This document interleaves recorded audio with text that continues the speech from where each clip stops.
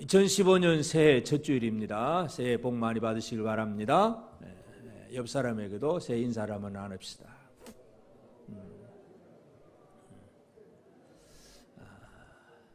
사람들은 복을 받기를 원하는데 이 하나님이 주시는 복을 제대로 누리는 길은 우리가 지금 예수 그리스도에 대한 온전한 믿음에 대해서 계속 보고 있는데, 진정한 믿음을 가진 자가 하나님의 주시는 복을 제대로 누릴 수가 있습니다. 우리가 히브리서 11장에 예수 그리스도를 믿는 믿음이 무엇인가에 대해서 앞에서부터 쭉 지금까지 살펴왔습니다. 창조신앙, 이 말씀으로 온 세계가 지어졌다는 것, 그리고 그 지으신 그분에게 나아가는 유일한 길은 하나님이 만들어 놓으신 길로 가는 예배신앙, 그리고 그 하나님이 온 세상을 시작하시고 마치시는 심판주라고 하는 심판신앙, 그 가운데서 누가 어떻게 구원을 받을 수 있느냐, 구원신앙, 구원받은 자가 하나님과 어떻게 동행하며 사느냐 하는 것이 바로 언약의 신앙이고, 또 그 하나님의 사명을 감당하는 것이 바로 능력신앙이고, 그러면서 하늘을 바라보는 것, 이것은 바로 천국신앙이었습니다. 이제 오늘 우리가 이제 17절부터 19절까지는 다시 아브라함 얘기가 나오는데, 이 아브라함이 독자 이삭 아들을 하나님 앞에 드리고 오히려 하나님 앞에 도로 받았다. 하나님 앞에 드린다는 얘기가, 믿음으로 이삭을 드렸으니 그 약속들을 받은 자로 돼 그 외아들을 드렸느니라. 믿음으로 외아들을 드릴 수 있다는 얘기는 그가 하나님이 능히 이삭을 죽은 자 가운데서 다시 살리실 줄로 생각한지라. 하나님이 살리실 줄로 생각하기 때문에 아들을 드렸다. 그래서 아브라함의 신앙을 오늘 우리가 이제 제목은 부활신앙입니다. 부활신앙. 하나님의 은혜를 누리는 사람들이 부활신앙을 가지고 있으면 얼마나 큰 복을 받게 되는가, 오늘 우리가 이 부분을 함께 생각하게 되기를 바랍니다. 그래서 2015년 이 부활신앙, 아브라함과 같은 부활신앙을 가지고 진짜 하나님이 우리에게 허락하시는 풍성한 은혜와 복을 우리 모두가 받아 누리게 되기를 바랍니다. 사람들은 죽음이라고 하는 문제를 제일 힘들어하고 두려워합니다. 특별히 또 가장 아끼고 가장 사랑하는 사람, 물론 이제 나이가 많은 부모님이 돌아가셔도 마음이 아픈데, 이제 자기보다 나이가 작다든지 아니면 아들이든지 자기보다 어린 아들이 죽는다. 이 아브라함에게 있어서 이 아들의 죽음이라고 하는 것은 너무나 큰 문제입니다. 그런 사람들, 뭔가 가장 소중한 것들을 잃어버리게 되는 그런 부분들, 이것이 바로 사람들에게 있어서 가장 고통스러운 일이긴 하지만, 그러나 오늘 우리는 이 본문을 통해서 아브라함이 가지고 있는 부활신앙은 자기에게 닥친 여러 가지 그 시험들을 어떻게 이겼는가 하는 것, 이것을 오늘 우리가 한번 살펴볼 필요가 있습니다. 그러니까 아브라함은 시험을 받을 때에 시험을 받았다 그랬습니다. 하나님이 아브라함을 물론 이제 시험하셨는데, 이 하나님의 시험은 사탄이 주는 시험과는 좀 다르지요. 그래서 하나님께서 아브라함에게 준 시험 문제, 이 시험 문제를 오늘 우리도 같은 시험을 당했다면 나는 어떻게 이 문제를 풀어갈 수 있을까? 하나님이 주신 시험에 대해서 내가 어떻게 반응할 수 있을까? 오늘 우리가 이것을 먼저 한번 살펴보게 되기를 바랍니다. 아브라함에게 주신 하나님의 시험은, 첫째는 하나님의 신실함에 대한 확실성의 문제.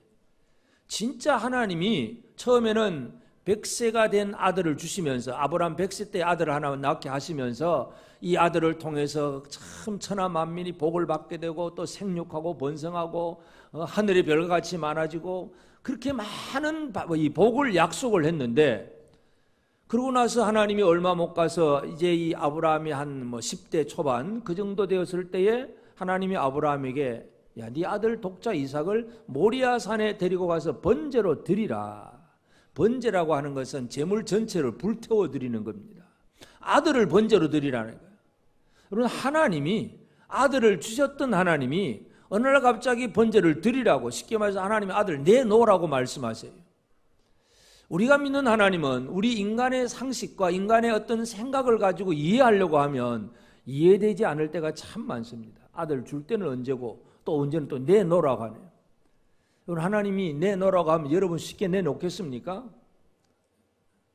100세에 낳은 아들인데, 얼마나 오랜만에 기다렸던 아들인데, 그런데 얼마 안 가서 그 아들 또 내놓으라고 말씀하잖아요.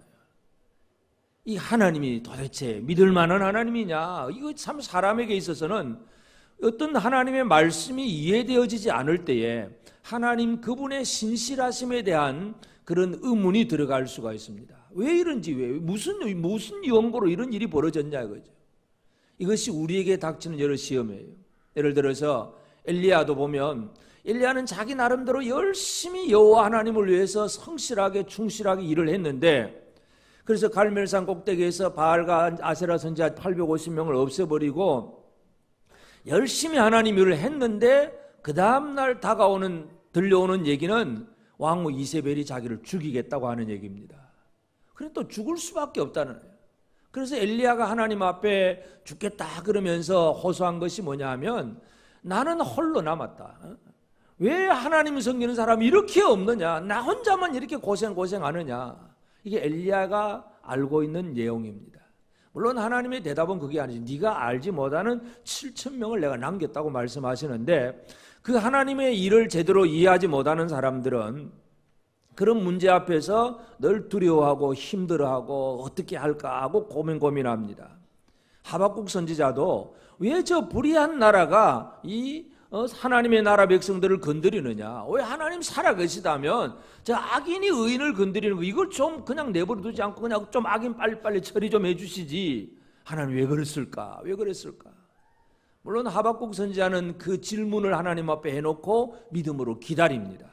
하여튼 엘리야의 문제나 하박국의 문제나 이 아브라함의 문제나, 오늘 우리가 하나님을 정확하게 이해하지 못하면 하나님의 신실성에 대해서 사람들은 의혹을 가질 수밖에 없습니다. 하나님이 진짜냐? 아니 그러면 전에는 이렇게 말씀하고 또 이렇게 말씀하면 이게 도대체 뭐냐? 하나님의 말씀을 전적으로 이해하거나 온전한 신앙을 가지지 못하면 하나님의 말씀들을 우리가 서로 상충되는 것도 우리가 한번 발견할 수 있어요. 그래서 그것 때문에 고민하고 이게 뭐냐, 이게 왜 하나님 전에는 주셨다가 이제는 또 빼앗는다고 하느냐? 그런 하나님이 여러분은 그런 하나님으로만 이해되면 그런 하나님 믿겠습니까? 아브라함에게 말씀하신 하나님은 바로 그런 하나님이었어요. 아들을 주셔놓고 그 다음에 그 아들 내놓으라고 말씀하세요. 그러니까 하나님이 어떻게 잘못되면 안 믿어질 수 있는 그런 상황까지 나가는 것이 하나님이 아브라함에게 주신 시험이에요. 그리고 또 그 시험은 하나님의 신실성 문제뿐만 아니라 당장의 아브라함에 닥치는 그 상황은 어떤 상황입니까? 아들의 죽음이에요. 아들의 죽음. 여러분, 아들의 죽음이라고 하는 거, 부모가 자식 하나, 그것도 100세에 난 아들, 진짜 소중한 아들을 죽는데, 예를 들어 병들어 죽었다, 그것도 진짜 애통한 일인데, 부모가 스스로 아들을 잡아 죽여서 번제로 드리라고 하니까 이게 도대체 이해가 되지 않는 거죠. 그런데 아들의 죽음이라고 하는 거, 이건 얼마나 큰 시험거리인지 모릅니다. 얼마나 큰 시험 문제예요. 이게 하나님이 아브라함에게 주신 시험이에요. 하나님이 아브라함에게 아들을 내놓으면 내가 뭐 해줄게, 그런 약속도 없어요. 그냥 이 아들은 약속의 아들이고 이 아들을 통해서 놀라운 일들이 벌어질 것이라고 말씀해놓고 그 다음에 아무런 약속도 없이 그 아들을 그냥 내놓으라는 거예요. 여러분, 이 무슬림들, 그 회교도들이 막 폭탄 테러를 하잖아요. 그런 사람들은 이제 폭탄 들고 가서 막 자기도 죽습니다. 폭탄을 몸에 메고 딱 들어가 죽는데, 그 사람들에게 그 약속하는 게 뭐냐 하면, 이래가지고 이 거룩한 성전, 거룩한 그 싸움에서 죽으면 이제 사후에 죽고 나서 부활해가지고 아름다운 여자들 몇십 명이 너를 그냥 아주 호의해주고 같이 해준다. 거느릴 것이다. 여자를 그렇게 거느릴 것이다. 이런 약속을 해줘요. 그러니까 그게 그냥 그 말에 그냥 넘어가 버리면 폭탄 메고 그냥 들어가 죽는 거죠. 그러니까 하나님의 말씀은 전혀 그런 것도 없어요. 성경은 그런 내용은 전혀 없어요. 하나님은 내놓으라고 말씀하면서 뭘 주겠다고 말씀도 안 해요. 또 아브라함의 입장에서 보면 아들을 죽인 다음에 이 아들을 내가 다시 살릴 수 있느냐, 살릴 수 있는 힘도 능력도 없는 것이 사람의 모습이고, 죽음이라고 하는 이 문제는 우리 사람이 해결할 수가 없어요. 우리 모든 사람들이 죽음을 해결할 수 있다면 얼마나 좋겠습니까? 안 죽고 그냥 잘 살 수 있을 건데, 모든 사람들에게 주어진 하나님의 말씀은 뭐냐면 창세기 3장 19절에 보면 네가 흙으로 돌아갈 때까지 얼굴에 땀을 흘려야 먹으리니 내가 그곳에서 취함을 얻었음이라. 너는 흙이니 흙으로 돌아갈 것이니라. 너는 흙이니 흙으로 돌아갈 것이니라. 죄인들에게 주신 하나님의 심판의 말씀이에요. 이 죽음을 피할 수 있는 사람은 아무도 없습니다. 죽음을 해결할 수 있는 사람도 아무도 없습니다. 그런데 아들을 죽이라는 얘기예요. 아들을 죽여서 아브라함이 자기가 어떻게 해보면 얼마든지 죽일 수도 있습니다. 그런데 죽이면 끝이라는 얘기죠. 사랑하는 아들을 죽여놓으면 끝인데, 근데 하나님은 아브라함에게 아들을 번제로 드리라고 말씀을 합니다. 그러니까 하나님이 아브라함에게 준 시험이라고 하는 것은 바로 가장 사랑하는 아들, 그 아들의 죽음이라고 하는 문제, 내가 해결할 수 없는 그 문제에 들어서라는 얘기예요. 내가 해결할 수 있는 문제를 하라 그러면 그건 우리가 뭐 그렇게 쉽게 어렵지 않게 일을 할 수가 있어요. 예를 들어서 2015년 올해 무슨 사역을 좀 해주세요. 어떤 직분을 맡아서 일 좀 합시다. 물론 어떤 사람은 막 바빠요, 안 됩니다, 빼기도 하지만 대부분의 경우들은 예 알겠습니다, 순종을 잘 하세요. 근데 그 순종을 어떻게 하느냐 하면 그건 내가 할 수 있다고 생각하기 때문에. 그렇잖아요. 뭐 전도팀에서 내가 전도하겠습니다, 뭐 카페 사역 하겠습니다, 뭐 도고 사역 하겠습니다. 이건 내가 할 수 있다고 생각하기 때문에 그래요. 그런데 죽으라 그러면 이건 내가 할 수 없는 거예요. 죽었다가 내 스스로 살아날 수 있느냐. 하나님이 아브라함에게 준 시험은 바로 그 문제입니다. 그냥 좀 열심히 해라 정도가 아니라 네 스스로는 아무것도 할 수 없는 그 문제에 들어서라. 여러분 스스로 해결할 수 없는 문제에 들어서기를 원하십니까? 그 원하시는 분이 있습니까? 네, 아무도 아멘 안 하시네. 하나님은 그걸 원하세요. 하나님은 내가 해결할 수 없는 그 문제에 좀 들어서 봐라는 얘기예요. 그게 하나님이 아브라함에게 준 시험이에요. 그래서 하나님이 신실하신 하나님이 신지, 이 죽음이라는 거 이건 도대체 내가 해결할 수 없는 문제인데, 그 다음에 또 아브라함의 입장에서 본다면 가장 사랑하는 아끼는 아들을 잃어버리는 상실감의 문제. 여러분, 가장 소중한 것을 잃어버리는 상실감, 이것 때문에 이제 이 마음이 좀 약한 사람들은 내가 가장 아끼는 무엇인가가 없어졌다. 사람의 자기 명예, 자기 어떤 이름, 자기 어떤 소유, 이런 것들을 잃어버리게 될 때에 이것 때문에 이 상실감에 너무 빠져버린 사람들이 과도하게 극단적인 선택을 하고 자살도 하잖아요. 자살하는 사람들은 상실감 때문에 그래요. 내가 이제 뭐 이렇게 부끄러움을 당해 어떻게 살겠냐. 아이고 그냥 죽어버리자. 그리고 목숨이 소중한데도 자기 명예를 더 소중하게 생각하는 사람들은 죽었다고 해서 그 죄가 있고 없고 그 끝나진 않지만 나는 죄 없다 그러면서 막 자살하긴 하지만은 그렇다고 죄 없는 건 아니죠. 있으면 정해 있는 거고 없으면 없는 거고 하나님이 하실 일이지만, 하여튼 사람들은 극단적인 선택도 해요. 왜냐하면 상실감 때문에. 근데 상실감이라고 하는 것은 내가 뭔가를 잃어버렸다고 할 때에 이걸 능히 되찾을 수 있다고 생각하면 그건 상실감이 아니죠. 내가 좀 잃어버리긴 했지만 뭐 분실 신고하고 또 되찾지, 뭐 카드 하나 신용카드 잊어버렸는데 그냥 바로 분실 신고해버리면 잃어버려서 기분 나쁘긴 하지만 좀 서운하긴 하지만 그것 가지고 뭐 목숨 끊을 정도는 안 돼요. 그런데 잃어버린 것을 되찾을 수 없다고 생각될 때 이게 이제 다가오는 그 사람들에게 다가오는 상실감의 그 충격이라는 것 너무나 큰 거예요. 그러니까 아브라함에게 있어서는 가장 사랑하는 아들인데 하나님이 내놓으라고 했는데 내놓으면 어떻게 되는 거예요? 잃어버리는 아들이 되는 거예요. 잃어버린 아들이 되면 되찾을 수 없다는 얘기죠. 사람들은 이 상실감 때문에 늘 문제가 생깁니다. 창세기 야곱도 보면 이 야곱의 삶에 창세기 42장 36절에 보면 그들의 아버지 야곱이 그들에게 이르되 너희가 나에게 내 자식들을 잃게 하도다. 요셉도 없어졌고 시몬도 없어졌거늘 베냐민을 또 빼앗아가고자 하니 이는 다 나를 해롭게 함이로다. 이 야곱의 입장에서는 제일 사랑하는 아들 요셉이 이미 없어져 버렸어요. 이 아들들 그 형들이 다 뭐 작당을 해가지고 동생 요셉을 팔아먹고는 짐승에게 찢겨 죽었습니다. 뭐 그렇게 거짓복을 했기 때문에 평생에 지금 요셉의 죽음을 가슴에 슬픔을 안고 못이 박힌 상태에서 사는데 또 기근이 들렸는데 이 자식들을 애굽으로 보내서 양식 사오라고 하니까 갔다가 오기는 왔는데 시몬 하나는 또 그 애굽에 갇혀놓고 인질로 잡혀 있고, 돌아와서는 하는 말이 막내 동생 베냐민을 데리고 가야 그 다음 양식을 살 수 있다는 거예요. 요셉도 잃어버리고 시몬도 없어졌는데 또 베냐민을 데리고 가고자 하느냐. 계속 12아들이 있지만 그 중에 아들 계속 지금 없어지고 있잖아요. 이거는 나는 해롭게 함이로다. 막 죽고 싶은 것이 바로 야곱의 심정이에요.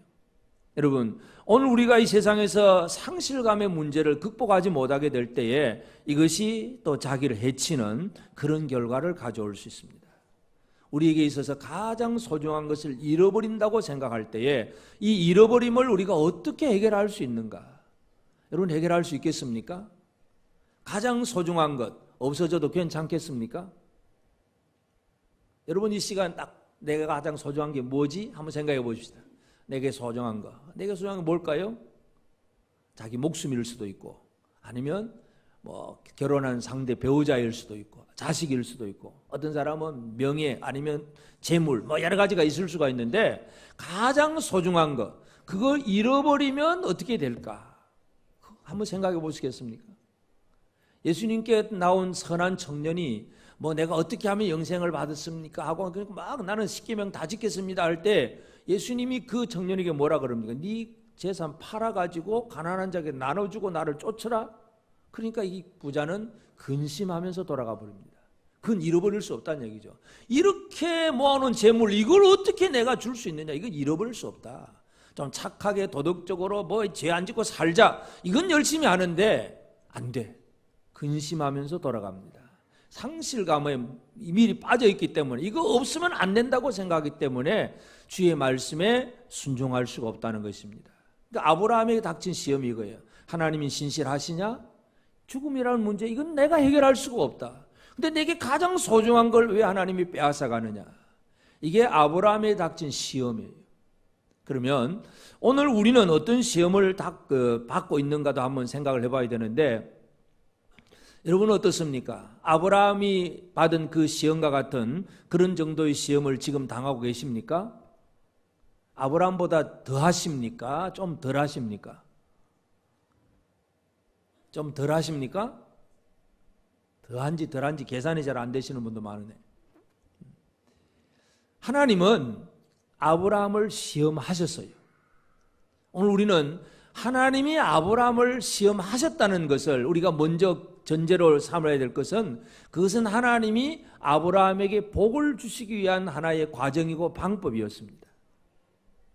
하나님이 아브라함을 시험하셨듯이 하나님이 여러분을 시험하기를 원하십니까? 아니, 아멘 안 하시네. 아니, 복을 주시는 과정이고 방법이라 그랬는데, 시험을 하나님이 주신 시험 받기를 원하십니까? 안 받기를 원하십니까? 받기를 원하십니까? 그 시험은 진짜 하나님을 의심해야 될 지경까지도 이루고, 내가 해결할 수 없는 문제이고, 가장 소중한 것을 잃어버릴 수도 있는 그런 문제입니다. 그래도 괜찮으십니까? 아멘 안 하시네. 새해에 그래도 괜찮으십니까? 저 위에 계신 분들은 하나님이 그런 시험을 주셔도 괜찮으십니까? 그러나 안 되지요. 그럴 수는 없어요. 그러면 어쩔 수가 없죠. 하나님이 시험을 통해서 주시고자 하는 복을 누리지 못하는 거죠. 우리는 하나님이 어떠신 분인가를 이해를 해야 됩니다. 그러면 하나님이 시험을 주셨는데, 이 시험이 어떤 시험이냐면, 제일 중요한 것은 하나님이 아브라함으로 하여금 새로운 영적 체험의 단계에 들어가게 하시는 거예요. 물론 아브라함이 하나님 말씀에 순종해서 가나안 땅으로 왔고 또 기다렸다가 100세의 아들을 얻었습니다. 이 100세에 낳은 아들을 보면서 그 아브라함 이삭이 자라는 것을 보니까 아버지 마음이 얼마나 흐뭇하고 평안하고 기분이 좋겠습니까? 여러분, 어린 아들, 예를 들어서 어린 아들 손자가 막 재롱 떨고 그렇게 하면 얼마나 기분 좋으세요? 이 아브라함 마음이 얼마나 평안하고 기분이 좋은지 모릅니다. 그런데 하나님은 그 평안을 깨버립니다. 야, 네가 사랑하는 네 독자 그 아들 이삭을 내게 번제로 드리라. 하나님은 우리에게, 우리의 삶에 개입하셔서 우리의 평안을 깨뜨릴 때가 있습니다. 좀 평안하게 살면 좋겠는데, 하나님이 우리에게 개입하심으로 평안을 깨뜨릴 수가 있는데, 그렇다고 해서 우리가 기억해야 될 것은 하나님의 신실하심이 없느냐? 결코 그렇지 않습니다. 하나님은 영원토록 신실하시고 변함없으신 분입니다. 그렇지만 그 과정 속에는 우리를 새롭게 만들기 위한, 새로운 단계로 들어가기 위한 뭔가의 시험 문제를 주십니다. 하나님이 사람을 시험한다고 할 때에 야고보서 1장 13절에 보면 이런 말씀이 있습니다. 사람이 시험을 받을 때에 내가 하나님께 시험을 받는다 하지 말지니 하나님은 악에게 시험을 받지도 아니하시고 친히 아무도 시험하지 아니하시느니라.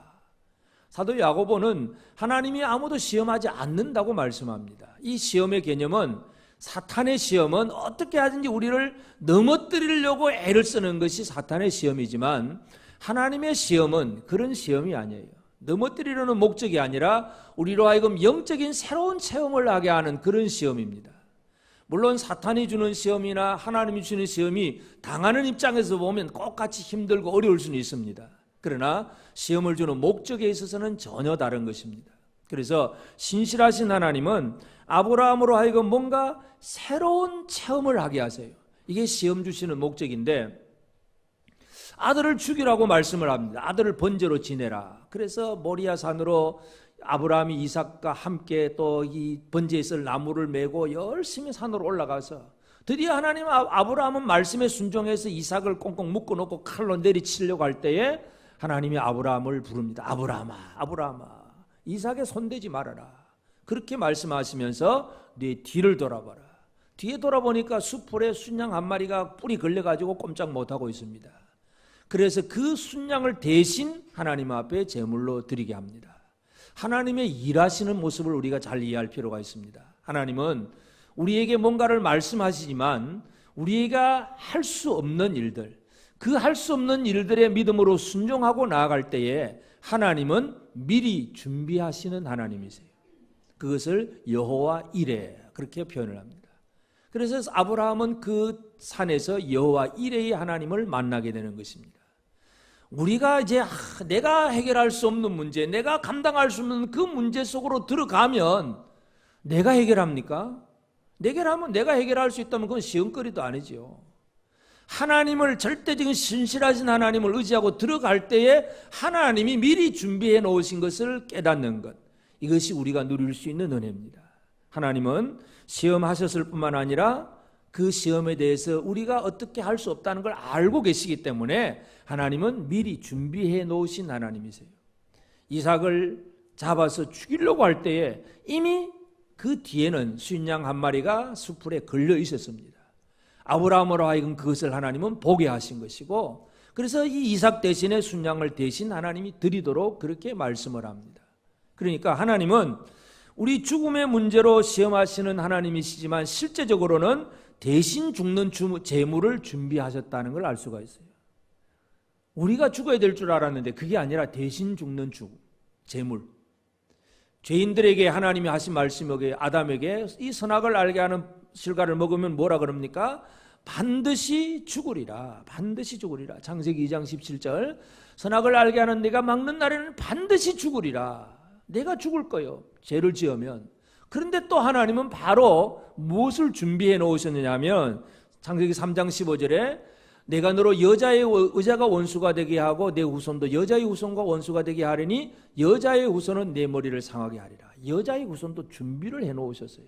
하나님은 죄인들이 죽어야 된다는 걸 알고 계시고 미리 또 여자의 후손까지도 준비해 놓으셨어요. 예수 그리스도 구세주를.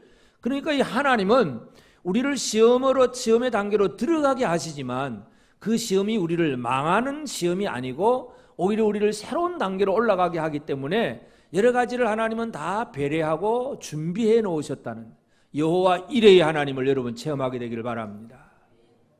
우리가 감당할 수 없는 시험은 하나님, 우리가 감당할 수 없는 시험은 안 주세요. 감당할 수 있는 시험 주시고 또 그 시험을 피할 길도 열어주시지만 우리가 할 수 없는 그 부분에 대해서 하나님 피할 길이 뭐예요?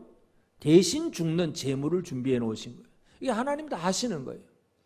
자, 이쯤 되면 아브라함이 당한 시험 여러분 당하기를 원하십니까? 이제는 좀 아멘 나와야지요. 피할 길을 하나님 열어주신다고 했는데 피할 길이 없다 그러면 아무도 아멘 못하지. 사실은 정직하게 말하면 하나님은 무섭고 힘든 시험을 주시긴 하지만 피할 길을 열어주신다. 이삭 대신에 순양을 준비하신 하나님, 이것을 기억을 해야 됩니다. 그러면 그 시험의 결과가 뭐냐? 여러분, 그 이제 모리아 산에서 그렇게 순양을 드린 다음에 이제 산에서 아브라함이 이삭의 손을 붙잡고 내려갑니다. 아브라함이 모리아 산으로 올라갈 때 데리고 갔던 아들 이삭과 산에서 내려올 때 데리고 가는 아들 이삭의 차이점이 뭔가를 이해할 필요가 있습니다. 똑같은 아들이지만, 이삭이지만 올라갈 때, 산으로 데리고 올라갈 때 그 아들은 아브라함의 마음에 큰 근심을 주는 아들이었죠. 이 아들이 죽으면 어떻게 되냐? 이 아들 때문에 어떻게 되냐? 내가 사랑하는 아들 잃어버리면 어떻게 되냐? 많은 염려, 근심거리가 되는 그런 아들이었어요.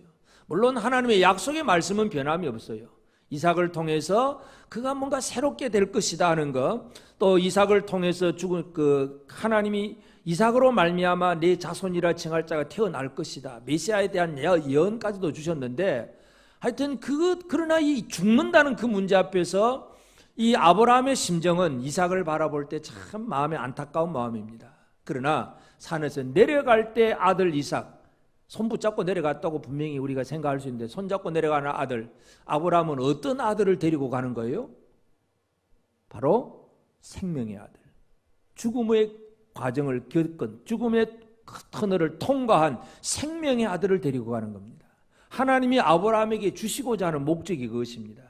하나님의 시험은 우리를 망하게 하는 거 아니에요. 사탄은 우리를 망하게 하려고 여러 가지 시험을 주지만, 하나님의 시험은 그냥 단순한 약속의 아들, 생물학적으로 조상 어느 민족의 아버지가 되는 그런 정도의 그 어떤 한 사람이 아니라 죽음을 통과한 생명의 아들이라고 하는 새로운 신분의 사람을 아브라함에게 하나님은 선물로 주시는 겁니다. 이게 바로 하나님이 아브라함에게 그 시험하시는 그런 목적입니다. 여러분, 이 목적을 이해하게 되기를 바랍니다. 그러므로 우리에게 어떤 어려운 문제가 주어졌을 때에 하나님을 향하여서 우리가 어떤 마음이 나와야 될까요? 내가 해결할 수 없는 문제에 빠지고, 내가 감당할 수 없는 시험거리에 들어가고, 내가 도대체 이해도 안 되는 그런 하나님을 만나게 되고, 그럴 때마다 우리가 해야 될 일이 뭐겠습니까?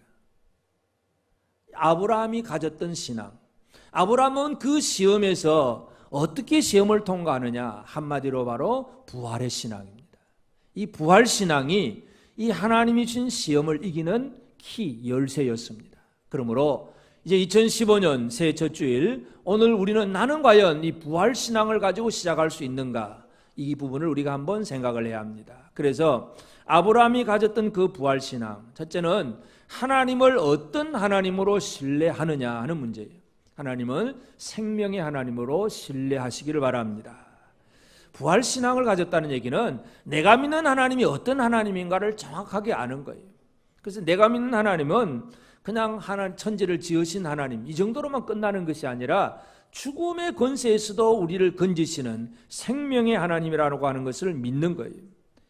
시편 42편에 보면 고라 자손의 시인데 42편 8절에 보면, 낮에는 여호와께서 그의 인자심을 베푸시고 밤에는 그의 찬송이 내게 있어 생명의 하나님께 기도하리로다.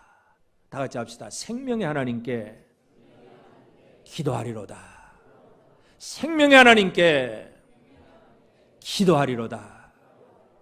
여러분, 2015년 생명의 하나님께 기도하시기를 바랍니다. 그냥 주여 도와주세요 막연한 개념이 아니라, 내가 부르짖고 내가 기도하는 하나님이 어떤 하나님이냐? 생명의 하나님. 낮에는 여호와께서 그의 인자심을 베푸시고 밤에는 그의 찬송이 내게 있어 생명의 하나님께 기도하리로다. 이 고라자손 시인의 기도처럼 오늘 우리가 내가 믿는 하나님이 누구이신가를 정확하게 알아야 돼요. 하나님은 생명의 하나님이십니다. 그 과정 속에는 많은 어려운 일이 있을 수가 있지만, 그러나 근본적으로 하나님이 누구신가? 하나님은 생명의 하나님이심을 기억하십시다. 이 하나님을 제대로 기억하면 그 생명의 하나님으로부터 나오는 은혜를 기대할 수가 있는데, 그것이 바로 부활의 능력입니다. 부활의 능력을 기대할 수가 있어요. 아브라함이 아들을 어떻게 드릴 수가 있습니까? 아브라함이 이 시험 받을 때 믿음으로 이삭을 드렸으니 그는 약속을 받은 자들로 그 외아들을 드렸느니라. 그에게 이미 말씀하시기를 내 자손이라 칭할 자는 이삭으로 말미암아라 하셨으니 그가 하나님이 능히 이삭을 죽은 자 가운데서 다시 살리실 줄로 생각한지라. 아들을 드리면서 내가 하나님 앞에 드리면 하나님이 다시 살리실 거야. 이게 아브라함의 부활 신앙입니다. 부활을 기대하십니까? 하나님 앞에 드리면 내게 있는 모든 것을 다 잃어버리면 죽음의 문제까지 들었어도 하나님은 살리실 거야. 부활 신앙을 가지시길 바랍니다. 여러분, 이 세상에 가장 무서운 사람이, 감당할 수 없는 사람이 뭐냐? 목숨 걸고 덤비는 사람. 이 사람 진짜 감당하기 힘들어요. 그냥 싸움하는 사람들 얘기도 들어보면 진짜 싸움 잘하냐 못하냐가 문제 아니라 진짜 목숨 걸고 덤비는 사람, 이건 어떻게 감당을 못해? 신앙생활에 목숨 걸고 신앙생활하면 그게 부활신앙이에요. 사드락 메삭 아벳노고가 그 느부갓네살에 세운 금신상 앞에 절 안 하면 풀무불에 불태워 죽이겠다고 할 때에 죽이면 죽여라 이거예요. 죽으면 죽겠다. 이게 바로 부활신앙이에요. 다니엘서 3장 17절에 보면 왕이여 우리가 섬기는 하나님이 계시다면 우리를 맹렬히 타는 풀무불 가운데서도 능히 건져내시겠고 왕의 손에서 건져내시리이다. 저 뜨거운 풀무불 속에서도 우리를 건져내실 것입니다. 부활에 대한 기대감입니다. 새해에 하나님 제대로 믿는다면, 예수 제대로 믿는다면 생명, 부활에 대한 기대감으로 시작하게 되기를 바랍니다. 올 한 해 어떤 하나님의 은혜를 기대하십니까? 부활, 생명을 기대하며 시작합시다. 생명을 기대하는, 그냥 나 좀 건강하게 살고 좀 우리 자식들 공부도 좀 잘하고 뭐 취직하고 결혼하고, 여러분 이런 수준은 예수를 안 믿는 사람들도 다 기대해요. 그 정도는 뭐 기대 자체가 틀렸다는 개념은 아니지만 누구나 할 수 있는 그런 기대감, 그거 말고 진짜 예수 안에서 가질 수 있는 기대는 부활과 생명의 기대감이에요. 사드락 메삭 아벳노고가 가졌던 풀무불 앞에서도 목숨 걸고 하나님이 우리를 건져내시리이다. 이것이 바로 이 새롭게 시작하는 새해에 우리가 가져야 될 부활신앙입니다.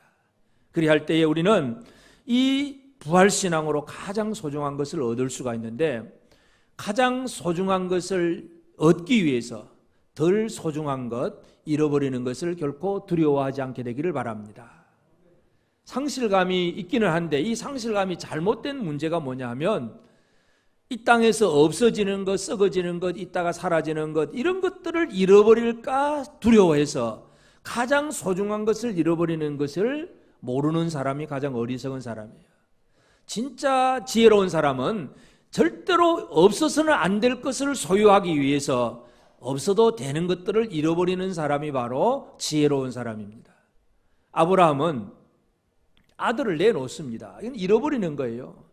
사랑하는 아들, 100세에 난 아들, 가장 사랑스러운 아들인데 아들을 내놓는다는 얘기는 가장 귀한 것이라고 생각되는 거지만, 그러나 그건 그것보다 더 귀한 것을 바라보기 때문에 내어놓을 수 있습니다.